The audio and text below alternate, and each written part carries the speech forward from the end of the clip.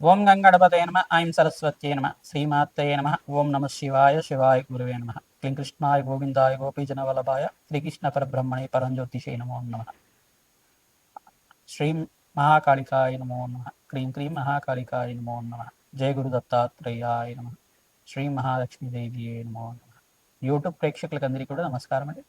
నేను పాలపర్తి గురునాథ్ శర్మ జ్యోతిషం వాస్తు సిద్ధాంతిని మీకంతా కూడా గోచారిత్య గ్రహాల యొక్క స్థితిగతి కడిక వాటి ప్రభావం అంతా కూడా మేషాది ద్వాదశ రాశి వాళ్ళకి అంతా కూడా మాస ఫలితాల్లో భాగంగా విశ్లేషణ చేయడం జరుగుతుంది. ప్రధానంగా చూసుకుంటే ఈ యొక్క గ్రహస్థితి అంతా కూడా గోచారిత్య గ్రహస్థితి ఈ రకంగా ఉంది. ఈ యొక్క ఫిబ్రవరి నెల మాస ఫలితాల్లో భాగంగా మేషాది ద్వాదశ రాశుల వాళ్ళకి ఎటువంటి ప్రభావం చూపిస్తున్నాయి, ఈ యొక్క షష్టగ్రహ కూటమి ప్రభావం అంతా కూడా మేషాది ద్వాదశ రాశుల వాళ్ళకి ఎటువంటి ప్రభావం చూపిస్తున్నాయి, ఏ గ్రహాలంతా కూడా అనుకూలత ఉంది అంతా కూడా విశ్లేషణ చేయడం జరుగుతుంది. మీరంతా కూడా వీడియో అంతా కూడా చూడండి, లైక్ చేయండి, సబ్స్క్రైబ్ చేయండి. తద్వారా మీరంతా కూడా సంపూర్ణమైన విశ్లేషణ చేయడం వల్ల మీకు పరిష్కారం జరుగుతుంది. ప్రధానంగా చూసుకుంటే ఈ యొక్క గ్రహస్థితి అంతా కూడా గోచారరీత్యా శని భగవానుడు అంతా కూడా మీనరాశిలో సంచారం జరుగుతుంది. ఈ యొక్క రాహు యొక్క సంచారం అంతా కూడా కుంభరాశిలో సంచారం జరుగుతుంది. ఈ యొక్క ఫిబ్రవరి 18వ తారీఖు తర్వాత రవి భగవానుడు అంతా కూడా ఇక్కడ కుంభరాశిలో సంచారం అంతా కూడా మొదలు పెడతారు అనమాట. మకర రాశి నుంచి కుంభరాశికి వెళ్తారు. ఈ యొక్క కుంభరాశికి వెళ్ళిన తర్వాత ప్రధానంగా చూసుకుంటే ఫిబ్రవరి 23వ తారీఖు రోజున మనకి గ్రహాల యొక్క స్థితిగతి కరీకంతా కూడా ప్రారంభమవుతుంది. ఈ యొక్క గ్రహాల యొక్క సంయోగం అని చెప్పేసి అనుకోవచ్చు, గ్రహాల యొక్క స్తంభన స్థితి అనుకోవచ్చు. ప్రధానంగా చూసుకుంటే గ్రహాల యొక్క స్తంభన అనుకోవచ్చు. 6 గ్రహాలు కలయిక కుంభరాశిలో జరగడం చాలా విశేషంగా చెప్పడం జరుగుతుంది.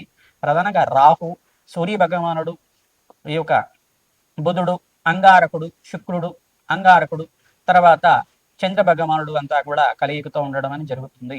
ఈ యొక్క సూర్య భగవానుడు, బుధుడు, శుక్రుడు అంతా కూడా నెల రోజులకు ఒకసారి మారుతుంటారు.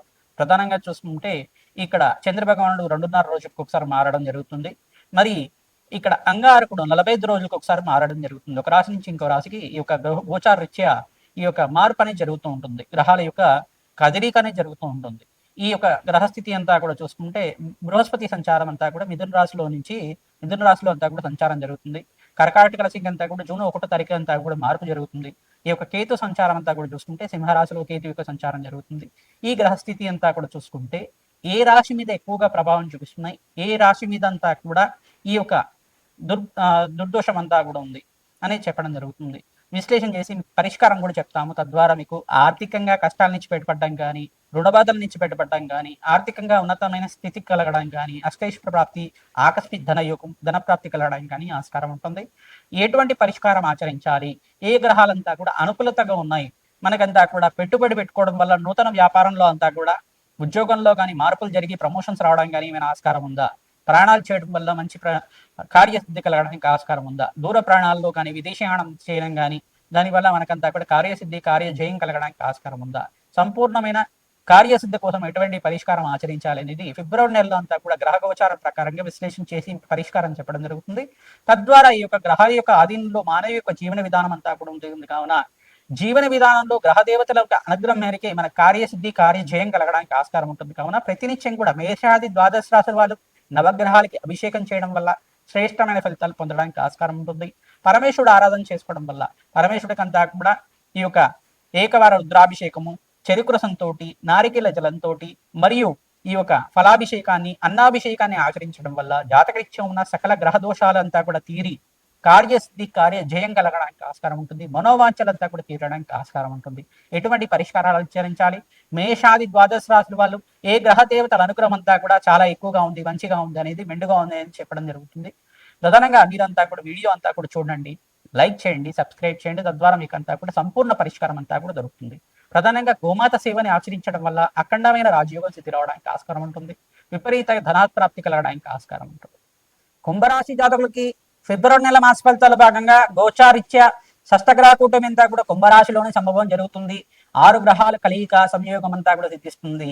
పంచమస్థ బృహస్పతి యోగం అంతా కూడా రక్షిస్తుంది. నీకంతా కూడా 2 గ్రహాలు యోగకరంగా ఉన్నాయి. ప్రధానంగా జన్మస్థ శుక్రుడు యోగకరంగా ఉన్నారు, శని భగవానుడు ధనస్థానంలో యోగకరంగా ఉన్నారు.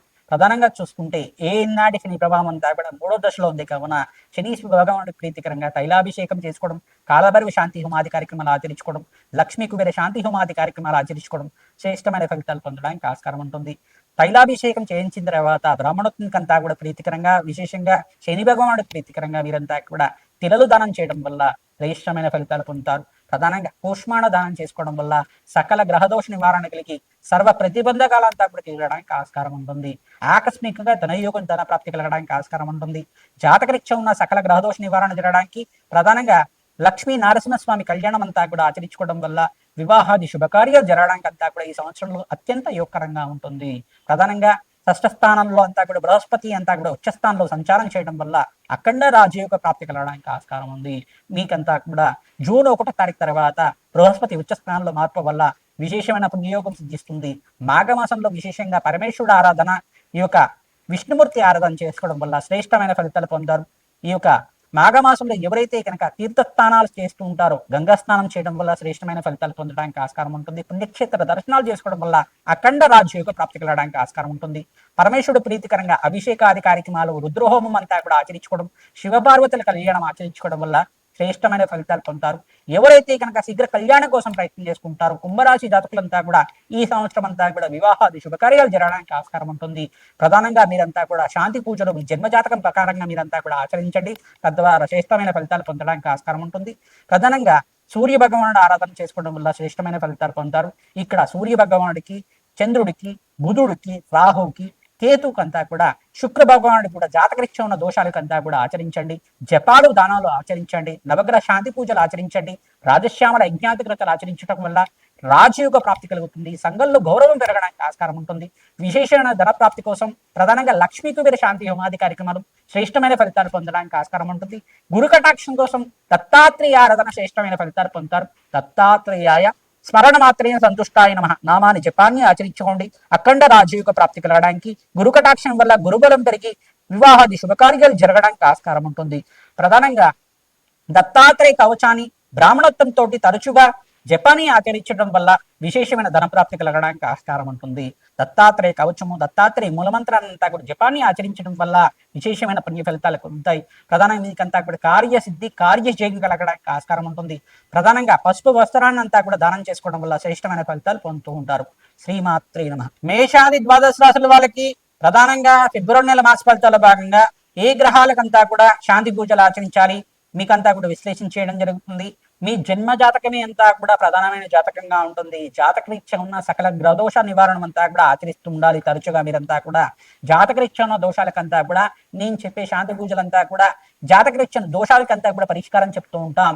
ప్రధానంగా రాజశ్యామల యజ్ఞాతికృతులు కానీ, దత్తాత్రేయ శాంతి హోమాది కార్యక్రమాలు కానీ, లక్ష్మీ కుబేర శాంతి హోమాది కార్యక్రమాలు కానీ, వివాహాది శుభకార్యాలు జరగాలన్నా, వ్యాపారంలో మార్పులు జరిగి ఐశ్వర్య ప్రాప్తి, ఆకస్మికంగా ధనయోగం కలగాలన్నా ఈ శాంతి పూజలు చేసుకోవడం వల్ల విశేషమైన ధన ప్రాప్తి, ఐశ్వర్యము, ఆనందమైన జీవితం కలగడానికి ఆస్కారం ఉంటుంది.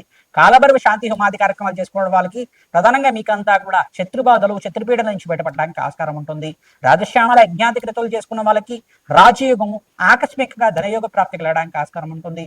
ప్రధానంగా మీకంతా కూడా దత్తాత్రేయ శాంతి హోమాది కార్యక్రమాలు చేసుకున్న వాళ్ళకి, విశేషంగా మేషాది ద్వాదశ రాశుల వాళ్ళకి గురు కటాక్షం సిద్ధిస్తుంది. జాతకరీత్యా ఉన్న గురుబలం అంతా కూడా పెరిగి వివాహాది శుభకార్యాలు జరగడానికి ఆస్కారం ఉంటుంది. సత్సంతాన యోగం కలగడానికి ఆస్కారం ఉంటుంది.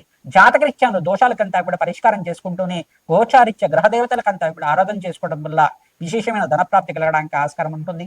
కార్యసిద్ధి, కార్య జయం కలగడానికి ఆస్కారం ఉంటుంది.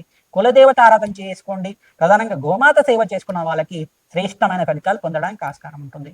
శ్రీమాత్రే నమః. దత్తాత్రేయ.